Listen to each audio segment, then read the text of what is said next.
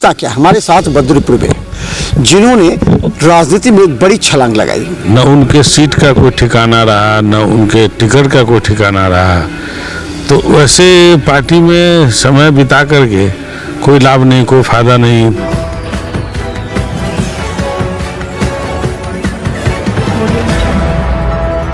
नमस्कार, बिहार मिथिला न्यूज में आपका स्वागत है। मैं हूं मनोज।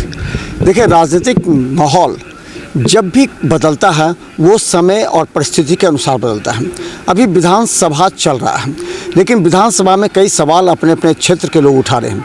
लेकिन इस विधानसभा से पहले अगर जो आप फ्लैशबैक में जाइएगा तो आपको बहुत बातों की जानकारी सहजता से मिलती है कि आखिर बहुत से लोगों ने विषम परिस्थिति में क्यों पार्टी छोड़ी और नए पार्टी को ज्वाइन करने के पीछे उनका मकसद क्या है, उनका राजनीतिक कैरियर क्या है, राजनीतिक दूरदर्शिता क्या है। हमारे साथ बद्रीपुर में जिन्होंने राजनीति में एक बड़ी छलांग लगाई, उन्होंने देखा कि वर्षों से जिस पार्टी में हैं उस पार्टी का धीरे धीरे अस्तित्व विलुप्त होता जा रहा है, तो क्यों नहीं हम अच्छे पार्टी, अच्छे विचारधारा के साथ जुटे। इसीलिए उन्होंने भारतीय जनता पार्टी चुनाव के वक्त ज्वाइन किया। हमारे साथ बद्रीपुर में हैं, आपका स्वागत है। धन्यवाद।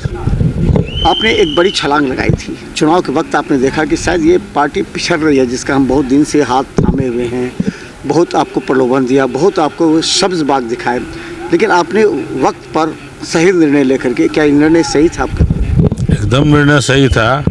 हमारे जो राष्ट्रीय अध्यक्ष वीआईपी पार्टी के एवं संयोजक, जो स्थिति उनकी हुई महागठबंधन में, न उनके सीट का कोई ठिकाना रहा, न उनके टिकट का कोई ठिकाना रहा, तो वैसे पार्टी में समय बिता करके कोई लाभ नहीं, कोई फायदा नहीं। तो इसलिए मैंने उसको त्यागपत्र दिया और बाज़ाब्ता भारतीय जनता पार्टी की सदस्यता को ग्रहण किया। क्या आपको लगता था कि मुकेश सहनी की इस तरह की हालत हो जाएगी? तो उन्होंने अंतिम समय में टिकट के लिए दावा पेश किया कई जगहों पर, जहां उनका अपना जनाधार भी नहीं है। तो क्या लगता है कि मुकेश सहनी की यह हालत हो जाएगी? आप जानते थे पहले क्या? जो स्थिति थी, जैसा वो सपना देखते थे, वैसे स्थिति में तो कयास तो हम लोग यही लगा रहे थे कि ये मुंह के बल गिरेंगे, और हुआ भी वही।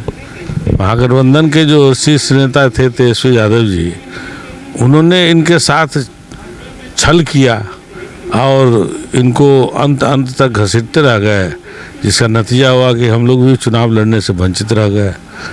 नहीं तो कहीं ना कहीं कोई सीट पर समझौता करके हम भी चुनाव लड़ते, लेकिन वो तो हमको दरभंगा शहर का ख्वाब दिखा के, बोल करके 1 साल से अंतिम घड़ी में हमको टिकट नहीं दिए, इसलिए मैंने त्यागपत्र दे दिया। अच्छा, क्या लगता है आप अगर यहाँ पर उमेश सहनी की जगह अगर आप चुनाव लड़ते तो क्या परिस्थिति बदल सकती थी उस समय की?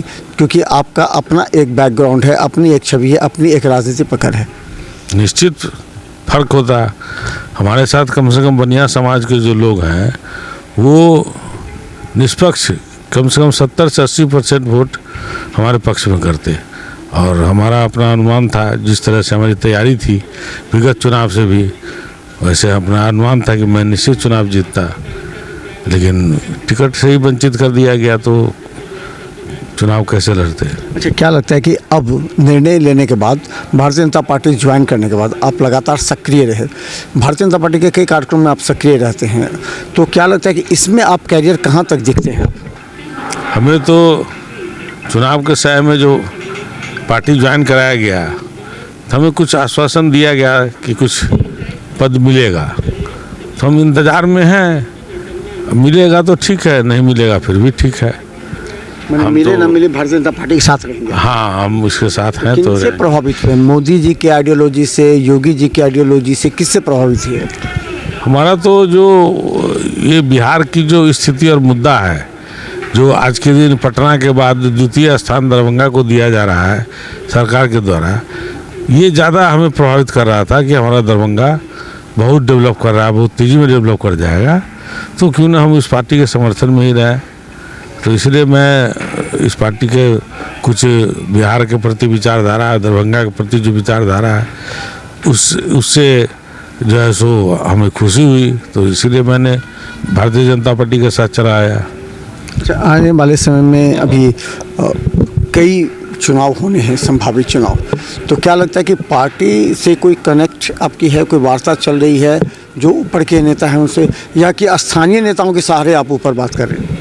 नहीं तो जो लोगों से उस समय में वार्तालाप हुई, डॉक्टर भोला सिंह बुलंदशहर के सांसद जो प्रभारी थे यहाँ दरभंगा मधुबनी के, सीपी जोशी जो राजस्थान से सांसद हैं, महेंद्र सिंह, उपेंद्र तिवारी, इन लोगों ने यहाँ आकर के जो आश्वासन हमें दिया और धर्मेंद्र प्रधान जी को बुला के हमें ज्वाइन कराया, तो आश्वासन के बदौलत हम हैं। मुलाकात सब लोगों से हुई थी, दिल्ली गए थे, तो तब आगे देखते हैं कि क्या होता है।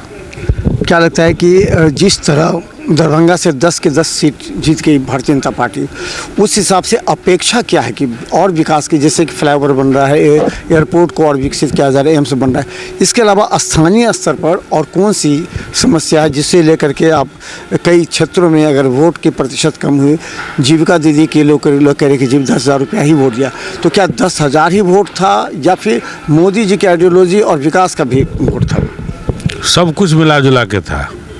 कुछ 10,000 का भी वोट था, कुछ जो है सो आज टीवी पर दिखने को मिलता है, कुछ जो है सो जो डेवलपमेंट हो रहा है दरभंगा का, उसके आधार पर भी कुछ लोग का वोट का लगा हुआ, तब वोट की संख्या बढ़ी। और यहाँ जो जिस तरह मेट्रो वगैरह का जो प्लानिंग है, नगर बस सेवा का जो प्लानिंग है, ये सब आने वाले समय में दरभंगा शहर को काफ़ी ऊंचाई तक ले जाएगा। आज दरभंगा शहर के अंदर में बड़े बड़े अपार्टमेंट बन रहे हैं जो कि मुजफ्फरपुर में भी नहीं बन सका, और दरभंगा में काफ़ी तेज़ी में बना, बिक भी गया। अच्छे अच्छे लोग जो है सो इसके तरफ उनका झुकाव हुआ है, लगाव हुआ है। जो बाहर रहते हैं दूसरे प्रदेश में, उन लोग का भी लगाव दरभंगा से थोड़ा धीरे धीरे होता जा रहा है कि दरभंगा डेवलप कर रहा है, तो इसमें हम लोग उसका आनंद लें, दरभंगा में समय दें। क्या मुकेश सहनी को क्या सुझाव देना चाहिए? वो भी आप, क्योंकि कई बार जो मीटिंग होती थी वीआईपी की, तो आप एनडीए के साथ लड़ने की, आपके साथ बहुत से लोग चाहते थे कि एनडीए के साथ ही चुनाव लड़े तो मिल सकता था, जिसे पिछली बार उन्हें मिला था, तो क्या सलाह आप देते हैं? या फिर जब लास्ट में बात हुई आपकी, तो क्या आपने कहा और क्या उन्होंने कहा?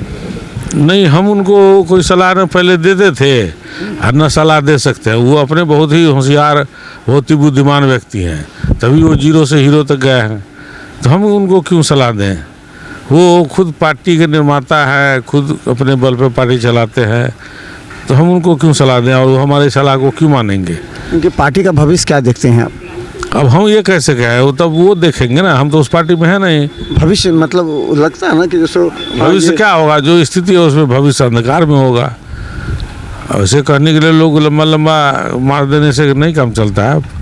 पार्टी में संगठन को बनाए रखने के लिए काफ़ी प्रयास, काफ़ी मेहनत करना पड़ता है ना। जो इस चुनाव में बिखर गया, सारा बनाया सब इस चुनाव में बिखर गया। कि पार्टी आपको आने वाले पंचायत चुनाव, फिर नगर निगम के चुनाव हैं, उसमें कुछ इस्तेमाल करना चाहती है या करेगी आपको इस्तेमाल, तो किस रूप में इस्तेमाल कर सकती है? देखिए, हमें बंगाल का एक विधानसभा का प्रभार देने की बात चली थी। अगर मिलेगा प्रभार तो मैं जाऊंगा बंगाल में, चुनाव में मेहनत करूंगा बिहार के लोगों को वहाँ बताने के लिए। हाँ, मैं बिहारी लोग जो वहाँ रहते हैं उन लोगों को बताने के लिए, जब हमारा बिहार डेवलप कर रहा है तो बंगाल में सरकार भारतीय जनता पार्टी की बनेगी तो बंगाल भी उस हिसाब से डेवलप करेगा। अच्छा, अभी आपको प्रभारी बनाया जा रहा है, होली मिलन समारोह है जिसमें कई विधायक को सम्मानित किया जाएगा। विधायक के कार्यक्रम, किस तरह के कार्यक्रम किससे आप करें? अभी जो है सो 30 विधानसभा का प्रशिक्षण शिविर जो है सो भारतीय जनता पार्टी के प्रधान कार्यालय दरभंगा में किया जाएगा। इसका हमें व्यवस्थापक हमें बनाया गया है। तो ये कल जो है सो सुबह 9 बजे से लेकर के 3 बजे तक का कार्यक्रम है, और इसमें विधायक सांसद लोग भी रहेंगे, कुछ जो है बड़े लीडर्स भी आएंगे, और देखते हैं कहाँ तक क्या होता है, जो होगा अच्छा रहेगा। चलिए, इस बार हम बता दें कि भद्र पूर्वे जी इस बार जो होली है ना, वो होली नए पार्टी के साथ मिलकर करेंगे। तो होली में नए पार्टी में, पिछली होली तो उनका आरजेडी अलायंस के साथ था, लेकिन इस बार भाजपा अलायंस के साथ है। इस बार की होली की शुभकामना, और किस तरह का होली आप इस बार खेलेंगे? मैं दरभंगा वासियों को, बिहार वासियों को एवं भारतीय जनता पार्टी के नवनिर्मित विधायक, संगठन के प्रभारी लोग एवं जो है राष्ट्रीय जनतांत्रिक गठबंधन के जो भी विधायक सांसद हैं, सभी लोगों को होली की हार्दिक शुभकामना, हार्दिक बधाई, धन्यवाद। तो देखिए, भारतीय जनता पार्टी में एक मजबूत स्तंभ के रूप में बद्री पूर्वे हैं। बद्री पूर्वे का एक अपना राजनीतिक वजूद है। पूरे दरभंगा शहर में लोग उन्हें जानते हैं, यहाँ तक कि कोटी क्षेत्र में भी उन्होंने अपना प्रभाव बनाया है। मधुबनी से भी चुनाव लड़ चुके हैं, इसलिए इनको सभी लोग जानते हैं। लेकिन अब हम बता दें कि जिस तरह भारतीय जनता पार्टी में इन्हें शामिल कराया गया, एक राजनीतिक कैरियर सोच के साथ अपने प्रभाव से क्या भारतीय जनता पार्टी को कितना और मजबूत कर पाएंगे, ये एक सबसे बड़ा इनके सामने चुनौती है। और भारतीय जनता पार्टी के तमाम नेता विधायक भी इनसे सतत मिलते रहते हैं और कहते हैं कि आप अगर जुड़े हैं तो संगठन को और मजबूत कीजिए। तो देखते रहिए बिहार मिथिला न्यूज़, क्योंकि लगातार किस तरह कार्यक्रम होगा होली में वो हम आपको दिखाते रहेंगे। देखते रहिए, यूट्यूब पर सब्सक्राइब कीजिए। GTPL सिटी केबल 10 पर लाखों लोग हमें देख रहे हैं। धन्यवाद।